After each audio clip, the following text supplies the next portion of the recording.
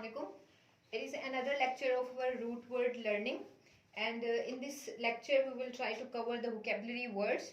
And the first word is eulogy. And when we have EU in our spelling, EU, right?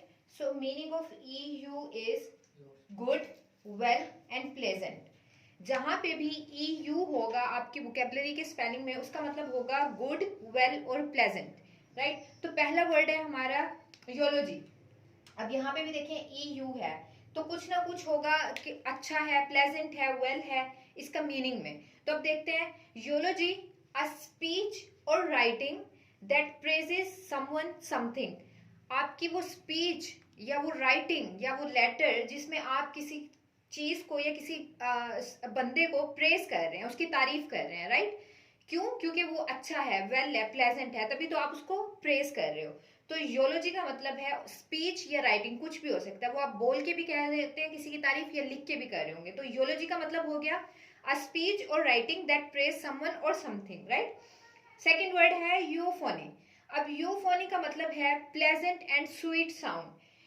EU आ गया, इसका मतलब है कुछ अच्छा होगा, कुछ प्लेजेंट होगा, कुछ गुड होगा, कुछ वेल होगा, राइट? तो यूफोनी का मतलब है pleasant and sweet sound, right? Third word है यूफिमिज्म.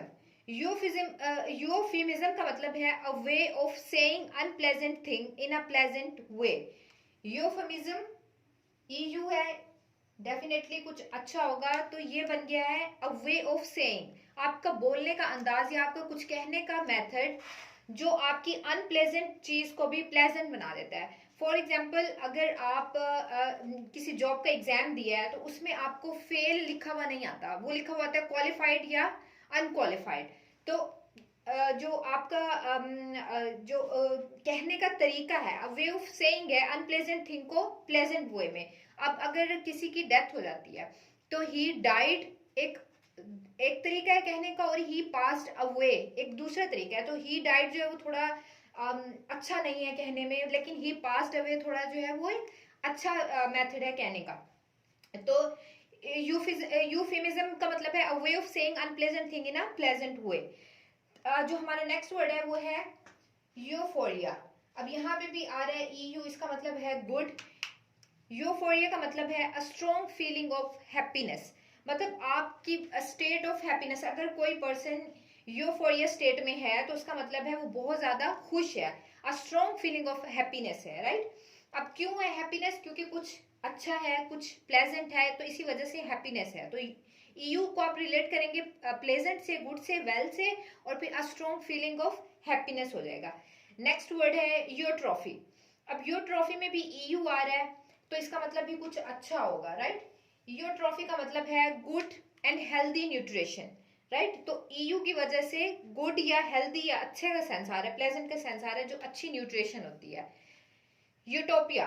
यूटोपिया भी वर्ड बहुत ज्यादा फिलोसोफर यूज करते हैं. इसका मतलब होता है imagination, an ideal world without any suffering.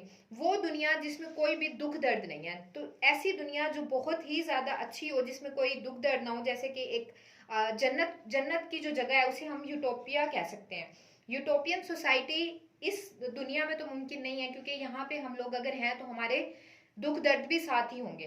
तो जो यूटोपिया है इसका मतलब है एन आइडियल वर्ल्ड और इमेजिनेशन विदाउट एनी सफरिंग. वो आइडियल वर्ल्ड जहां पे कोई भी दुख दर्द नहीं है, तो उस इमेजिनेशन को क्या बोलेंगे? Utopia, right? नेक्स्ट वर्ड है इयोपेप्सिया.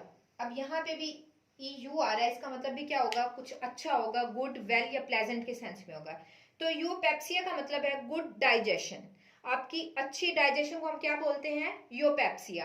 तो ये थे EU का रूट वर्ड. जहां पे भी EU आपको मिलेगा उसका मतलब होगा गुड, वेल और प्लेजेंट के सेंस में, और इन तमाम स्पेलिंग में EU आ रहा है. तो अगर आपके एग्जाम में ये वोकेबलरी आ जाती है और आपको EU मिल जाता है स्पेलिंग में, तो इसका मतलब कहीं ना कहीं अच्छा, प्लेजेंट के सेंस में जाएगा, जैसे कि आपने इसके मीनिंग में देखा है. हम एक और लेक्चर बनाएंगे अपने रूट वर्ड वोकेबलरी पे. तब तक आप चैनल को सब्सक्राइब कर लें. Thank you.